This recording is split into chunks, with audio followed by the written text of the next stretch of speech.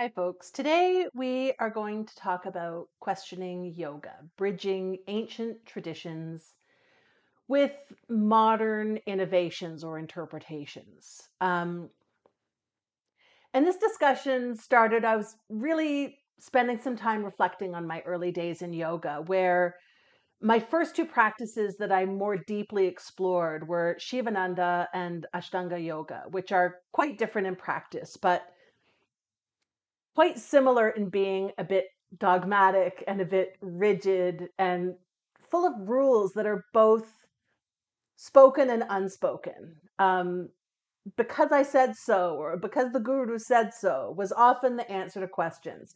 So early on, I learned not to question, to just drop in and experience and absorb rather than think critically about the things I was being taught. And as I began to develop my own teaching practice and then teaching yoga teacher training, I started again to really question some of the teachings and the dogma and the culture. But I was very slow to do this. There wasn't a lot of support in my community for someone questioning the senior teachers or questioning the teachings. And I felt, in a way, disobedient. Questioning felt unfitting of a good yogi. But my questions remained. And I remember really clearly this one moment that was a real light bulb moment for me. I was teaching a yoga teacher training course and talking about how we should relax our glutes in back bends because that was the teaching of the time. And a student, hey Kylie, asked, why wouldn't we use our glutes? They're a primary hip extensor. Why wouldn't we use them in back bends, things like bridges and upward bow? And I didn't have an answer. It was just a moment where, although I'd already been questioning a lot of what I'd been taught,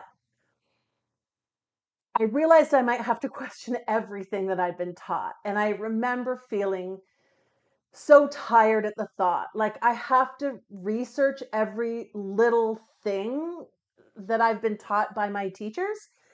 It felt like I had climbed a yoga mountain up to this point, and I look out and there's hundreds more mountains to climb. It was really overwhelming and kind of depressing. But if yoga is anything, it is a quest for truth. So while it's taking me decades to unlearn and relearn and reteach, it's the only path forward. What's the point in continuing to teach things that, while they might work for some or feel true for some, aren't universally helpful and aren't based on any fact or science, or in many cases, even the actual tradition of yoga? So, my message to you today is question the teachings, question the teachers, question authority, even mine. I have made mistakes and will continue to do so. So will you.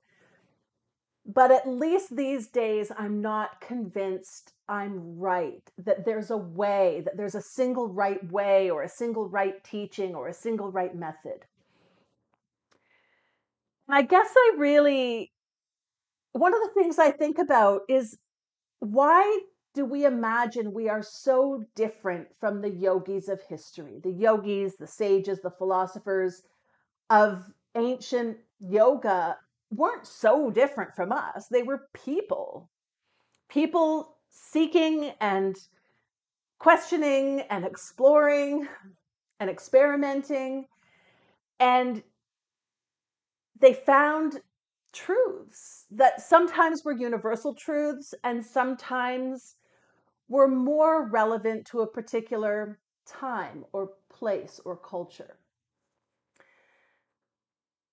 We were on a quest, and why shouldn't we keep up that quest? Why would we not keep exploring and keep experimenting and keep innovating now, today? I heard an analogy last week on the You're Wrong About podcast, which was about the Supreme Court in the US, but it struck me as an interesting lens to look at yoga.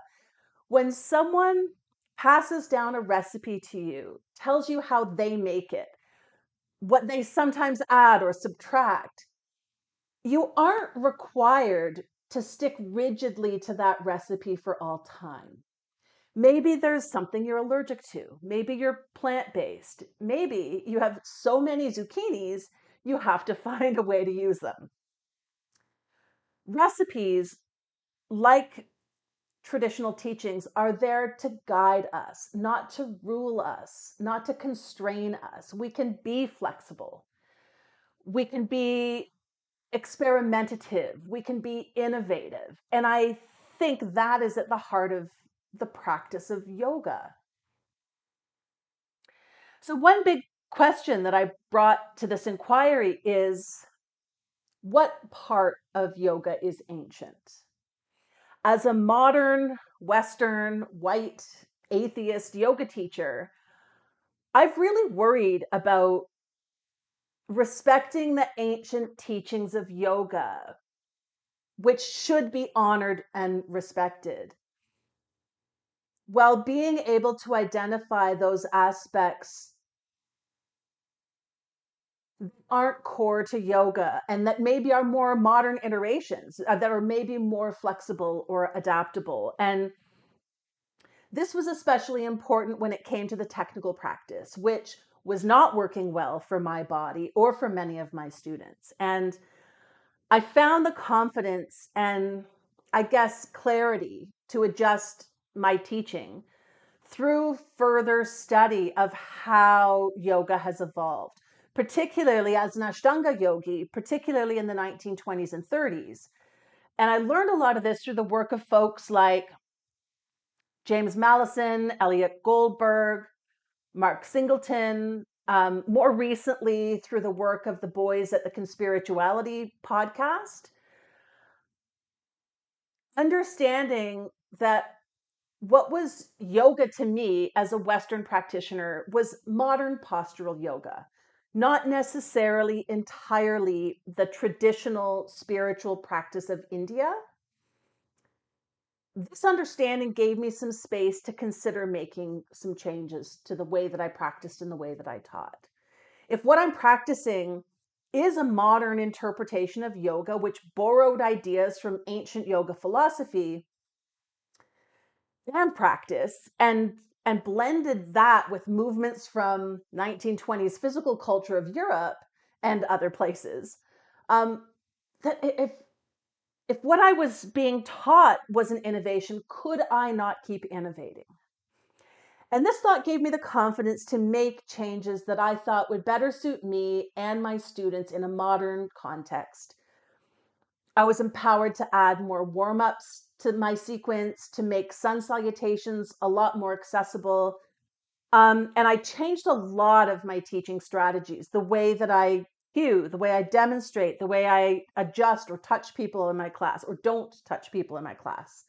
Um, in general, like sharing the teachings of yoga in my classes. And without this understanding of the evolution or continued innovation of yoga, I felt like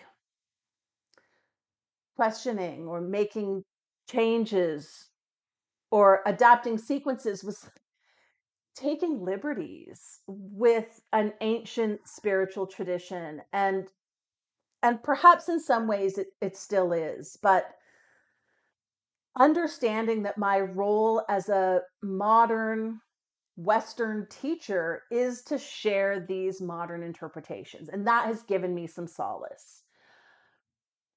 I think we owe it to those who came before us to carry on their work. I think to keep questioning and seeking and searching and not get stuck in the blindness of obedience to things that may not have been essential even at the time. So take the ancient recipe, add new flavors, make it more accessible to others, experiment with new methods, make it something we can all enjoy today, now, where we live, while respecting those who came before us who began the process, who carried the traditions all this way, and who gave us a chance to benefit from all that yoga has to offer. So, those are my thoughts for today. Thank you so much for listening and watching. If you want to read the transcript notes, I'll have those up on the blog soon. And if you have questions or comments, I'd always love to hear them. Thank you very much for joining me on this journey, and I look forward to seeing y'all next week. Thanks.